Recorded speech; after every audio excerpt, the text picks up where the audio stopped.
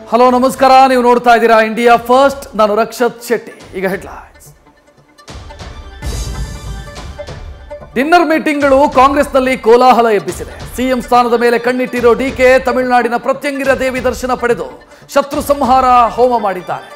ಇವತ್ತು ವೆಂಕಟೇಶ್ವರ ದರ್ಶನ ಪಡೆದು ವಿರೋಧಿಗಳಿಗೆ ಟಾಂಗ್ ಕೊಟ್ರೆ ಇದಕ್ಕೆ ರಾಜಣ್ಣ ಕೌಂಟರ್ ಕೊಟ್ಟಿದ್ದಾರೆ.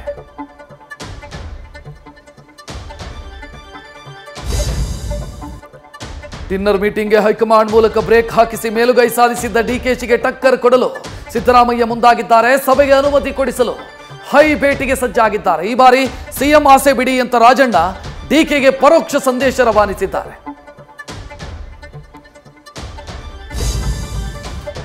ಗುಂಪುಗಾರಿಕೆಯಿಂದ ಮನೆಯೊಂದು ಹಲವು ಬಾಗಿಲಾಗಿರೋ ಬಿಜೆಪಿ ಪಕ್ಷ ಸಂಘಟನೆಗೆ ವಿಜಯೇಂದ್ರ ತಂತ್ರ ಹೆಣೆದಿದ್ದಾರೆ.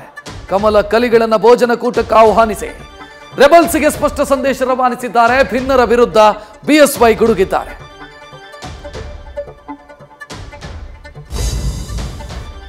ಏಳು ತಿಂಗಳ ಬಳಿಕ ಡೆವಿಲ್ ಗ್ಯಾಂಗ್ ಒಟ್ಟಿಗೆ ಕಾಣಿಸಿಕೊಂಡಿದೆ. ಇವತ್ತು ಕೋರ್ಟ್ಗೆ ಹಾಜರಾಗಿ ವಿಚಾರಣೆ ಎದುರಿಸಿದೆ. ದರ್ಶನ್ ಮತ್ತು ಪವಿತ್ರ ಕೇಳಿದ ಕೋರಿಕೆಗೆ ಗ್ರೀನ್ ಸಿಗ್ನಲ್ಲೂ ಸಿಕ್ಕಿದೆ. ಮೈಸೂರಿಗೆ ಹೋಗಲು ದಾಸನಿಗೆ, ದೇಗುಲಕ್ಕೆ ಹೋಗಲು ಪವಿತ್ರಾಗೆ ಅನುಮತಿ ಸಿಕ್ಕಿದೆ. ವೆಂಕಟಚಲವಾಸನ ಸನ್ನಿಧಿಯಲ್ಲಿ ವೈಕುಂಠ ವೈಭವ ಮೇಳೈಸಿದೆ. ವೈಕುಂಠ ಏಕಾದಶಿ ಹಿನ್ನೆಲೆ ತಿರುಪತಿಗೆ ಭಕ್ತ ಸಾಗರ ಹರಿದು ಬಂದಿದೆ.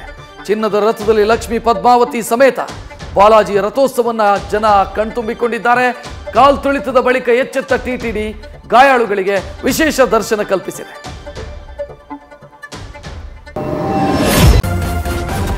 ನ್ಯೂಸ್ ಫಸ್ಟ್ ನಿರ್ಭೀತಿಯಿಂದ ನಿಮ್ಮ ಪರವಾಗಿ.